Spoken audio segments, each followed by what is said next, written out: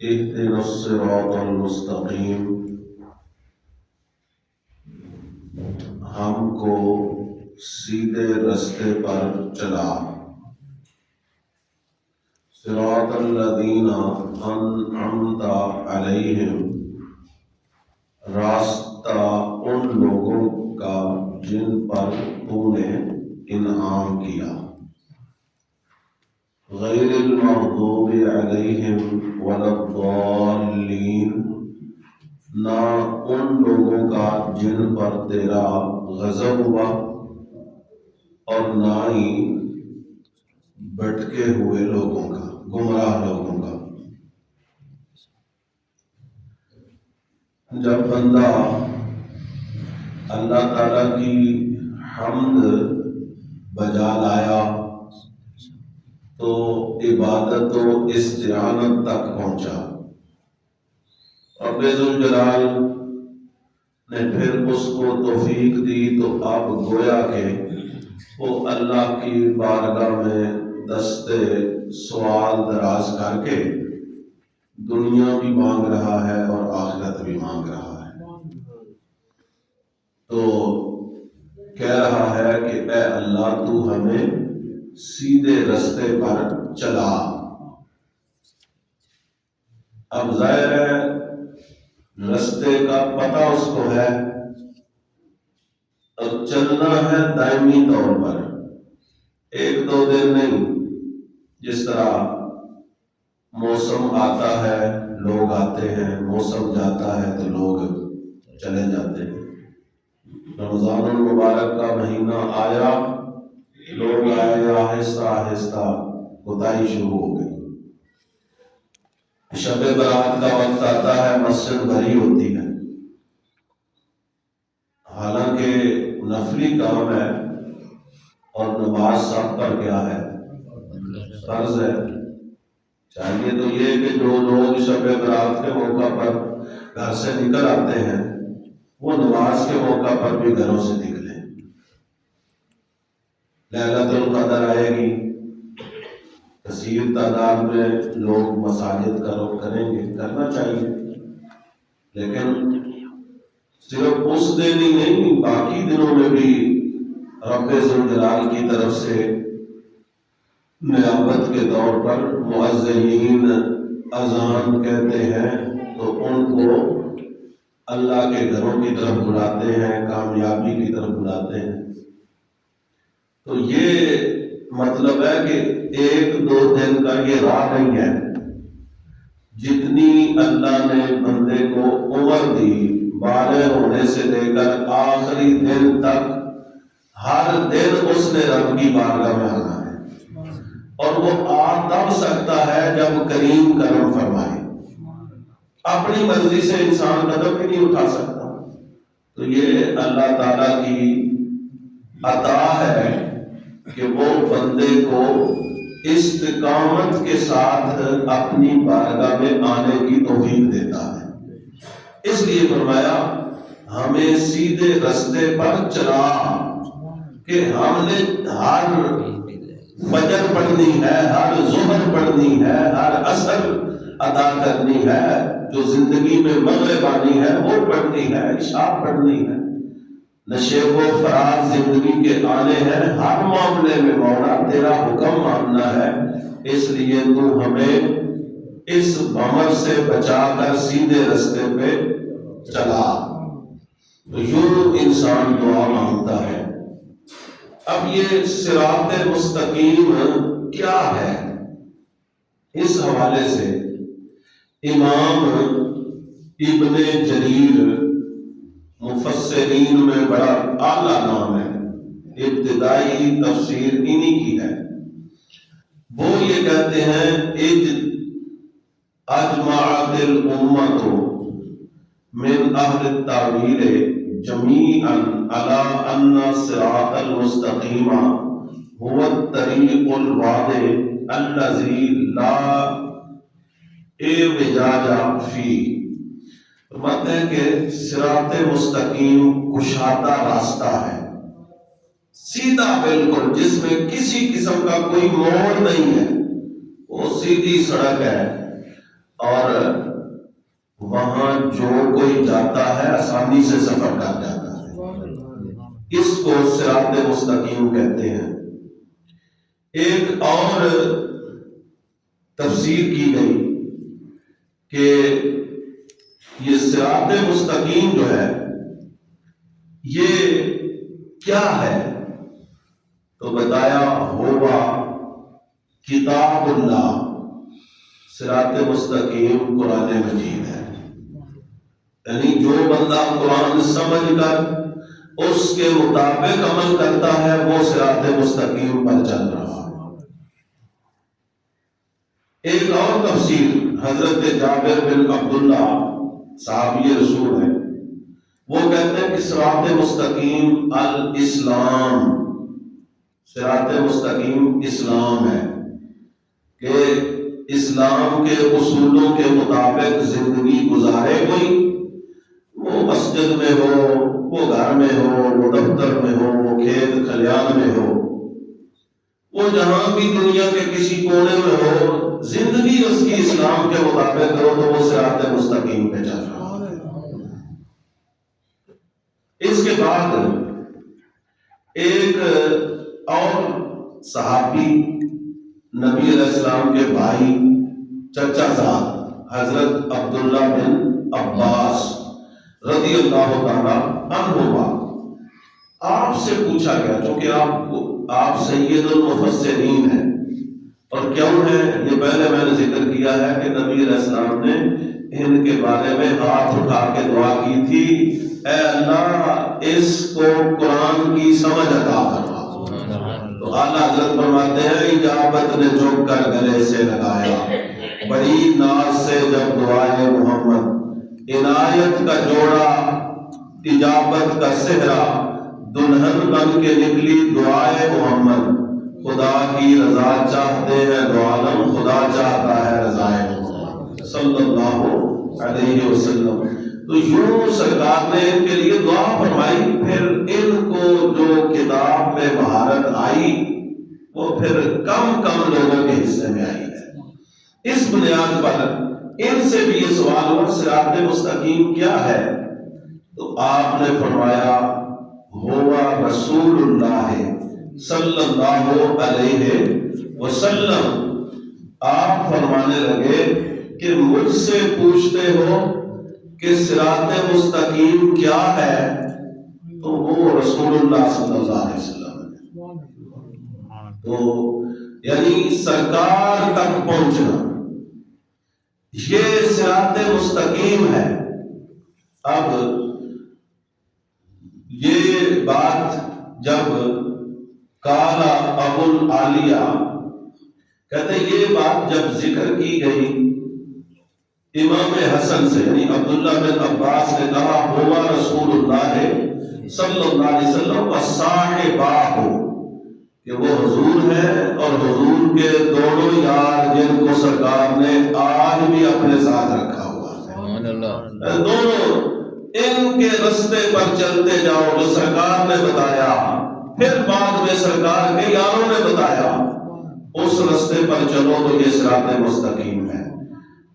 تو ابو العالیہ کہتے ہیں ہم نے یہ بات امام حسن بصری کو بتائی، قال صدقہ، انہوں نے کہا یہ بات سچی ہے خدا کی قسم، اور انہوں نے پھر اس بات کی اور وضاحت کی، کہا ہوا واللہ ہوا رسول اللہ صلی اللہ علیہ وسلم و ابو بکر و عمر۔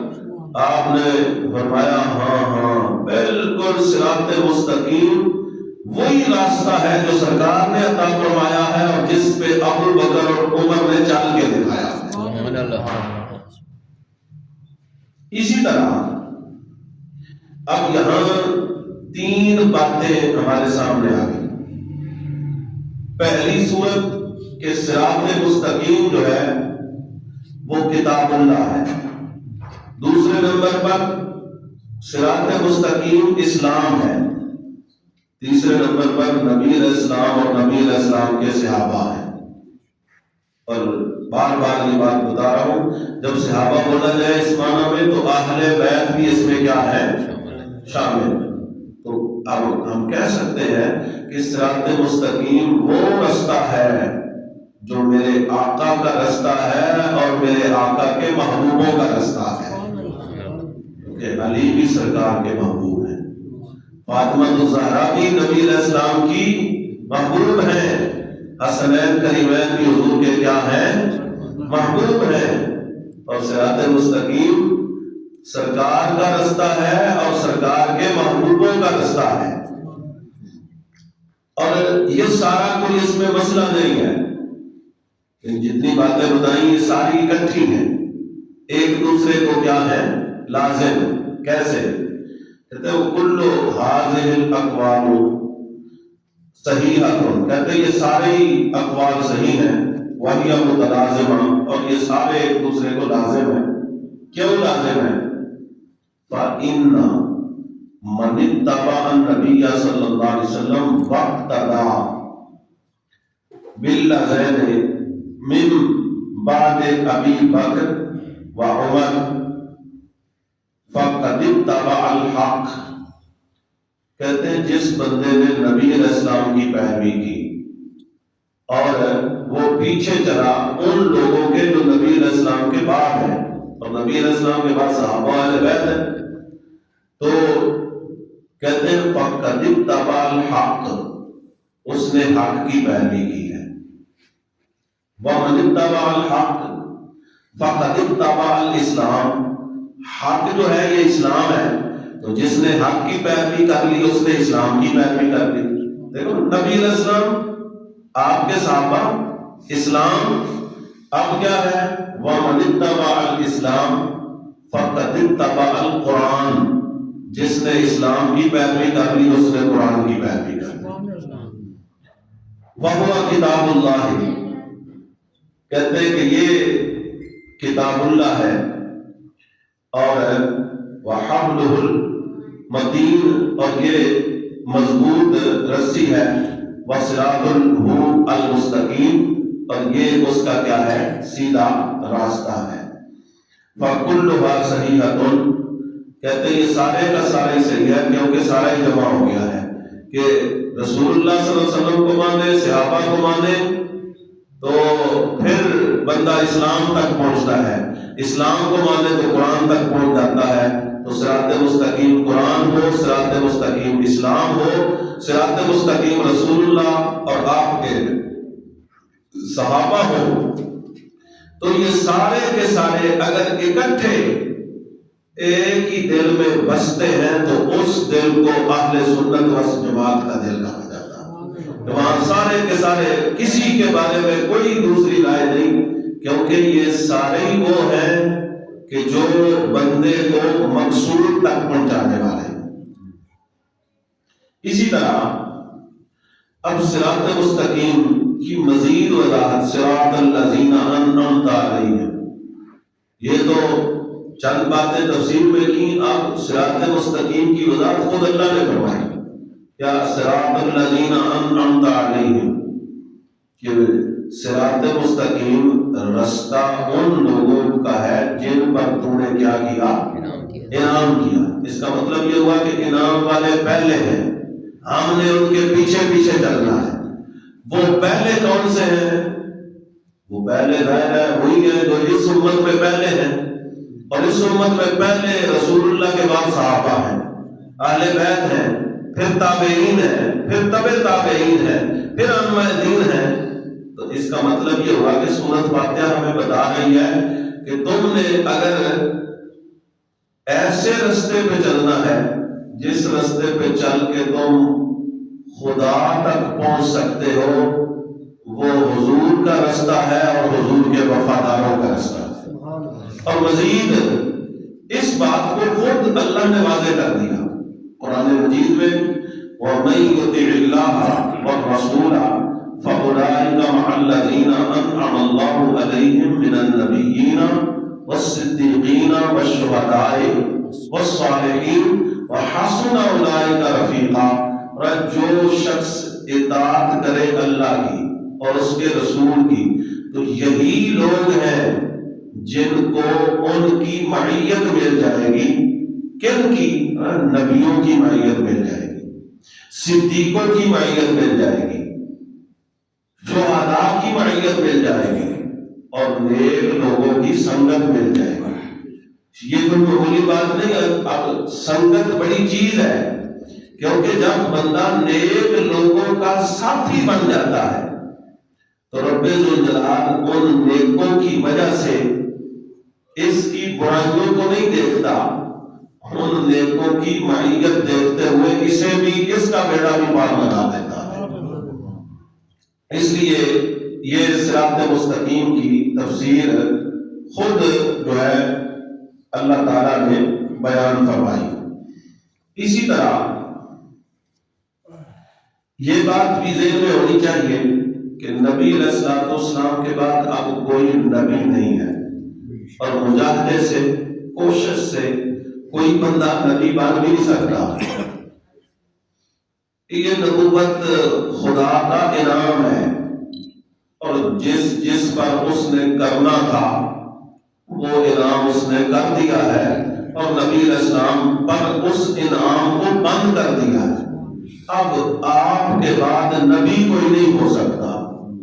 آگے صدیق، شہید، صالحین قیامت تک آئیں گے. اور شروع میں جو ہم نے کہا اہدنا الصراط المستقیم، یا اللہ ہمیں سیدھے رستے پر چلا، تو بندہ نکلنا ہی ہے. اہدنا کیوں کہہ رہا ہے؟ مفسرین فرماتے ہیں جب یہ کہتا ہے نا یا اللہ ہمیں سیدھے رستے پر چلا، تو ہر مومن کے لیے دعا کر رہا ہے، ہر بندے کے لیے دعا کر رہا ہے. تو جس زمانے کا بندہ ہے اس زمانے کے ولیوں کے لیے بھی اس کی دعا ہے. اور ولی رب کا محبوب ہے، جب رب کے محبوبوں کے لیے اس کی زبان سے دعا نکلتی ہے، ان کی وجہ سے رب اس کی دعا کو بھی قبول فرما لیتا ہے. اسی طرح جو ہے وہ یہ بات بیان کی گئی کہ علم جو ہے یہ کیسے اٹھ جائے گا. تو اس حوالے سے متعدد اقوال کا خلاصہ یہ ہے کہ علماء اٹھ جائیں گے تو علم اٹھ جائے گا. یعنی عالم جب جاتا ہے تو پھر ساتھ اس کا علم بھی چلا جاتا ہے. اس لیے یہ علماء، صلحاء، صوفیاء جب تک موجود ہے، یہ اس بات کی نشانی ہے کہ صراط مستقیم پر چلنے کا طریقہ جو بیان کرتے ہیں تو لوگ پھر اس کو فالو کرتے ہیں، ان کو بھی منزل مقصود تک پہنچایا جاتا ہے. اسی طرح غیر المغضوب علیہم ولا الضالین، دعا کے دو پہلو بیان کیے. ایک پہلو یہ ہے کہ یا اللہ یہ دے، اور ایک ہے یہ نہ دے. اور یہ ہر جگہ پر ہم کرتے ہیں، یا اللہ ہمیں ہر بلائی عطا کر، ہر شر سے ہماری کیا کر، حفاظت فرما. یعنی ہر بندہ جو ہے یہ دو پہلو بطور خاص ذکر کرتا ہے. اور اس میں چونکہ سورۃ المسئلہ بھی ہے، تعلیم المسئلہ بھی ہے، دعا کے بارے میں بتایا گیا ہے کہ دعا تم نے کرنی ہے، بلائی اور خیر مانگنی ہے، اور شر سے حفاظت مانگنی ہے. اب یہ مغضوب غضب شدہ لوگ کیا ہے؟ حدیثوں کا خلاصہ یہ ہے کہ جن پر غضب ہوا، قرآن پاک میں آتا ہے وغضب اللہ علیہم، اللہ کا ان پر کیا ہوا؟ غضب. وہ کون ہے؟